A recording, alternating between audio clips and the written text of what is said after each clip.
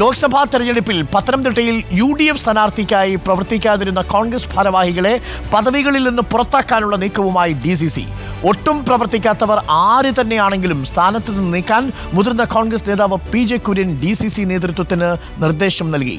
DCCയുടെ നിയന്ത്രണം PJ കുര്യന്റെ കയ്യിലാണെന്ന വിമർശനങ്ങൾക്കിടയിലാണ് DCCക്ക് PJ Kurian നിർദ്ദേശം നൽകുന്ന വീഡിയോ പുറത്തുവരുന്നത്. ആ ദൃശ്യമൊന്ന് കാണാം.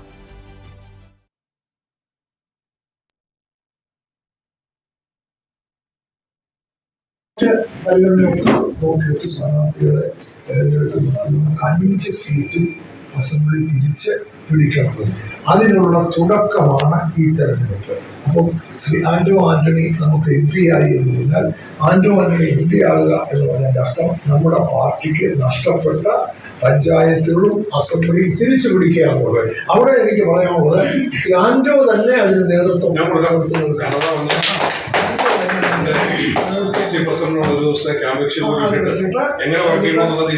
അതെ നമുക്കൊരു കൂട്ടായ വർഗത്തിൽ ആരോ അതിന് കാര്യം MP ഒരു നേതൃത്വം കൊടുക്കുമ്പോൾ അതിന് കിട്ടുന്ന വ്യത്യാസം വളരെ കൂടുതലുണ്ട്. ഞങ്ങളെല്ലാവരും ആൻഡോ അതിൻ്റെ കൂടെ ഉണ്ട്. DC പ്രസിഡന്റ് മനസ്സിലായാലും സത്യസന്ധമായി ആത്മാർത്ഥമായി പ്രവർത്തിക്കുന്ന ഒരു DC പ്രസിഡന്റാണ്. അത് തന്നെയാണ് ഏറ്റവും വലിയ നേതൃത്വം എന്ന് പറയുന്നത്. അപ്പം നമ്മുടെ സഹകരണവും നമ്മളെല്ലാവരും ഒരുമിച്ച് അദ്ദേഹത്തിന് പിന്തുണ കൊടുക്കുക. KPC ജനറൽ സെക്രട്ടറി നമ്മളോടൊപ്പം അദ്ദേഹം ആക്റ്റീവായി നിൽക്കും. ബാക്കി എല്ലാവരും DC-കാരുള്ള എല്ലാവരും ഒരുമിച്ച് നിന്ന് ഒരു കാര്യം കൂടെ, ഈ തെരഞ്ഞെടുപ്പിൽ ഒട്ടും പ്രവർത്തിക്കാത്ത ഭാരവാഹികൾ ആരായാലും അവരെ മാറ്റും. ഒരു KPC സെക്രട്ടറിയുടെ MP-യുടെ ഒന്നും പ്രവർത്തിക്കാത്തവരെ അവരെ ആര് തന്നെയായാലും സ്ഥാനത്തു നിന്ന് മാറ്റി പുതിയ ആളുകളെ കൊണ്ടുവന്ന് നമുക്ക് അസംബ്ലി തിരിച്ചു പിടിക്കണം, പഞ്ചായത്ത് ഭൂരിപക്ഷം ലഭിക്കണം. അതിനെല്ലാം സഹകരിക്കണമെന്ന് അഭ്യർത്ഥിച്ചുകൊണ്ട്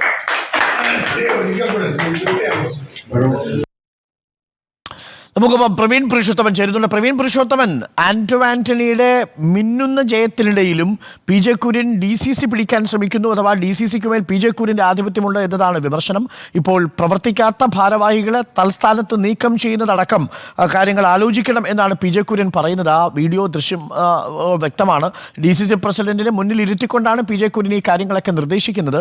അപ്പോൾ DCCയെ PJ കുര്യൻ നിർദ്ദേശിക്കുന്ന തലത്തിലേക്ക് എത്തിക്കഴിഞ്ഞിരിക്കുന്നു, അഥവാ DCC PJ കുര്യന്റെ കയ്യിലാണ് എന്നാണ് എതിർപക്ഷത്തിന്റെ വാദം.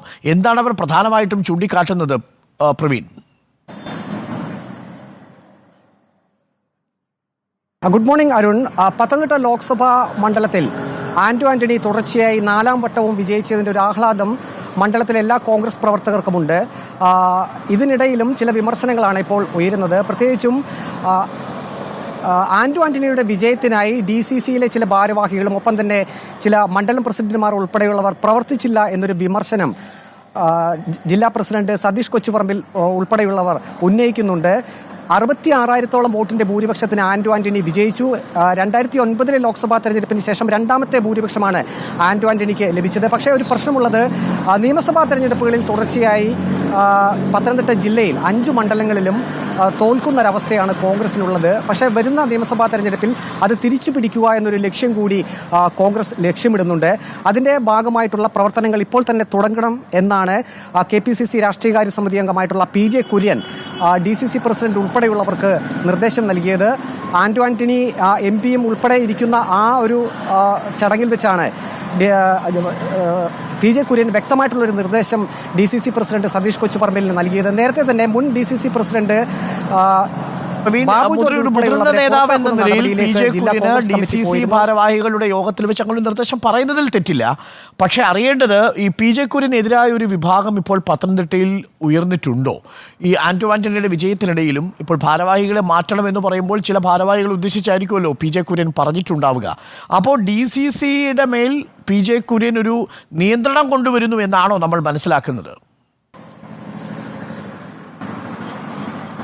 നേരത്തെ തന്നെ ഇത്തരത്തിലുള്ള ഒരു ആരോപണം ഉയർന്നിരുന്നു. അതായത് PJ കുര്യന്റെ നിർദ്ദേശങ്ങൾ മാത്രമാണ് DCC പ്രസിഡന്റും ഒപ്പം തന്നെ കൂടെയുള്ളവരും അനുസരിക്കുന്നത് എന്നൊരു വിമർശനം ചില വിഭാഗങ്ങൾക്കിടയിൽ ഉയർന്നിരുന്നു. അതിന്റെ ഭാഗമായി ജില്ലയിലെമ്പാടും പല മണ്ഡലങ്ങളിലും ബൂത്ത് ഭാരവാഹികൾ ഉൾപ്പെടെയുള്ളവരെ പാർട്ടിക്ക് പുറത്തേക്ക് പോകുന്ന ഒരു സാഹചര്യം ഉണ്ടായിരുന്നു. അവർ ഉൾപ്പെടെയുള്ളവർ നേരത്തെ വിമർശിച്ചിരുന്നത്, റിപ്പോർട്ടർ ടിവിയുടെ ഉൾപ്പെടെ നമ്മുടെ ഉൾപ്പെടെ അവർ പറഞ്ഞിരുന്നത് ഏകപക്ഷീയമായി കാര്യങ്ങൾ DCCയിൽ തീരുമാനിക്കപ്പെടുന്നു, വിശദീകരണങ്ങളൊന്നും ചോദിക്കാതെ പാർട്ടി പരിപാടികളിൽ വിലക്ക് ഏർപ്പെടുത്തുന്നു, പ്രവർത്തിക്കാനുള്ള സാഹചര്യം ഇല്ല എന്ന് ലോക്സഭാ തെരഞ്ഞെടുപ്പിന് മാസങ്ങൾക്ക് മുമ്പേ തന്നെ വിമർശനങ്ങൾ ഉയർന്നിരുന്നു. നമുക്കറിയാം, കഴിഞ്ഞ ലോക്സഭാ തെരഞ്ഞെടുപ്പിൽ ആന്റണി സ്ഥാനാർത്ഥിയാകുന്നതിനെതിരെ ഒരു വിഭാഗം രംഗത്ത് വന്നിരുന്നു. അന്ന് അതിന് നേതൃത്വം കൊടുത്തത് DCC പ്രസിഡന്റായിരുന്ന ബാബു ജോർജ് ആയിരുന്നു. പിന്നീട് തുടർച്ചയായി ബാബു ജോർജ് ഇത്തരം കാര്യങ്ങൾ DCCയിൽ തന്നെ ഉന്നയിച്ചിരുന്നു. അതിനെ തുടർന്ന് ബാബു ജോർജ് പാർട്ടിക്ക് പുറത്തേക്ക് പോവുകയും CPIM-ൽ ബാബു ജോർജ് അംഗത്വം എടുക്കുകയും ചെയ്തിരുന്നു. അതിന്റെ വഴിയെ തന്നെ ചില നേതാക്കളും CPM-ലേക്ക് ചേരുന്ന